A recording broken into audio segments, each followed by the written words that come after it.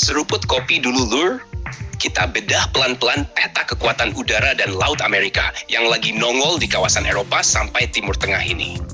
Yang lagi kita lihat ini adalah deployment gabungan dari United States Central Command, United States European Command, dan United States Indo-Pacific Command. Artinya ini bukan pergerakan biasa, ini levelnya sudah koordinasi lintas teater. Di peta itu kelihatan dua carrier strike group besar. Yang pertama dipimpin oleh USS Gerald R. Ford dan yang kedua oleh USS Abraham Lincoln. Dua kapal induk aktif di satu kawasan luas dari Mediterania sampai Teluk Arab bukan pesan kaleng-kaleng. Kita mulai dari Gerald R. Ford. Ini kapal induk generasi terbaru Amerika dengan sistem elektromagnetik EMALS, radar canggih, dan kapasitas sorti lebih tinggi dibanding kelas Nimitz. Di atasnya ada Carrier Air Wing yang biasanya terdiri dari FA-15 Super Hornet, IA-15G Growler, I-2D Hawkeye, sampai helikopter MH-60R dan MH-60S. Artinya, dia bukan cuma bawa pesawat tempur, tapi juga peperangan elektronik dan peringatan dini udara.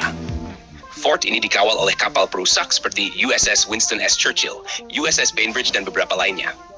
Kapal-kapal ini membawa sistem Aegis dengan rudal SM-2, SM-6, dan tentu saja Tomahawk. Di peta bahkan ada ilustrasi loadout TLM atau Tomahawk Land Attack Missile yang jumlahnya bisa ratusan kalau dihitung total dari seluruh destroyer. Sekarang kita geser ke Abraham Lincoln Carrier Strike Group.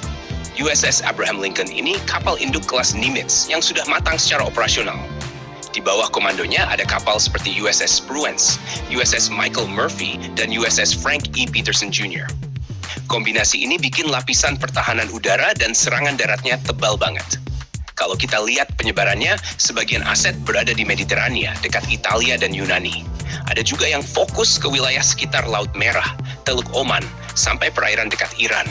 Ini jelas berkaitan dengan eskalasi di Timur Tengah, jalur pelayaran strategis seperti Selat Hormuz, dan perlindungan kapal dagang. Yang menarik, bukan cuma kapal induk. Ada juga kapal LCS seperti USS Tulsa dan USS Canberra. LCS ini biasanya dipakai untuk patroli cepat, anti kapal kecil, dan fleksibel di perairan dangkal. Jadi Amerika bukan cuma siap perang skala besar, tapi juga siap hadapi ancaman asimetris seperti drone laut atau swarm boat. Di darat, pangkalan seperti Diego Garcia ikut disebut. Diego Garcia itu penting banget sebagai titik logistik dan pangkalan pembom jarak jauh. Dari sana, B-52 atau B-1 bisa menjangkau Timur Tengah tanpa harus masuk terlalu dekat ke zona ancaman. Kalau kita total kasar, dua carrier strike group bisa membawa lebih dari 100 pesawat tempur dan ratusan rudal jelajah. Itu belum termasuk kapal selam nuklir yang biasanya ikut dalam formasi tapi tidak dipublikasikan secara detail. Kapal selam ini bisa membawa Tomahawk dan torpedo berat, menambah lapisan serangan jarak jauh. Sekarang pertanyaannya, apa pesan strategisnya? Pertama, deterrence. Dengan dua kapal induk aktif, Amerika menunjukkan bahwa mereka siap melakukan operasi udara berkelanjutan dalam waktu lama. Kedua, fleksibilitas. Kalau satu kawasan memanas, satu carrier bisa fokus, yang lain tetap menjaga jalur logistik. Ketiga, sinyal politik ke sekutu Eropa dan negara Teluk bahwa Washington masih hadir secara fisik, bukan cuma retorika. Menariknya lagi, keterlibatan tiga komando sekaligus menunjukkan bahwa isu ini tidak berdiri sendiri. Eropa, Timur Tengah, dan Indo-Pasifik saling terhubung. Kalau ada eskalasi besar, pergerakan armada bisa cepat digeser lewat terusan Suez atau bahkan memutar lewat Tanjung Harapan. Dari sisi militer murni, kombinasi Aegis Destroyer plus Carrier Air Wing bikin payung pertahanan berlapis. Rudal balistik bisa dihadang oleh kapal Aegis. Drone dan rudal jelajah bisa dihadang oleh pesawat tempur dan sistem Sea-IWES. Dan untuk serangan balik, Tomahawk bisa diluncurkan ratusan kilometer dari laut tanpa perlu pesawat masuk wilayah udara musuh. Kalau kita lihat angka ilustrasi TLM di peta itu, jumlahnya masif. Ini menggambarkan kapasitas strike awal yang sangat besar.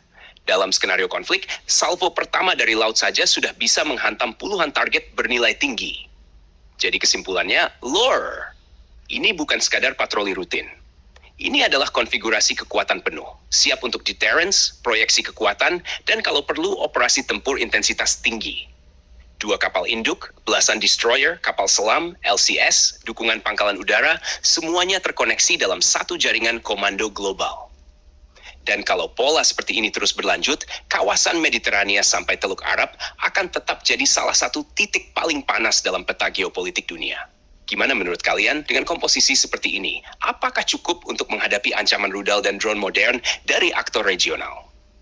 Tulis pendapat kalian di kolom komentar Lure. Jangan lupa subscribe, like, dan komen di bawah sambil ngopi.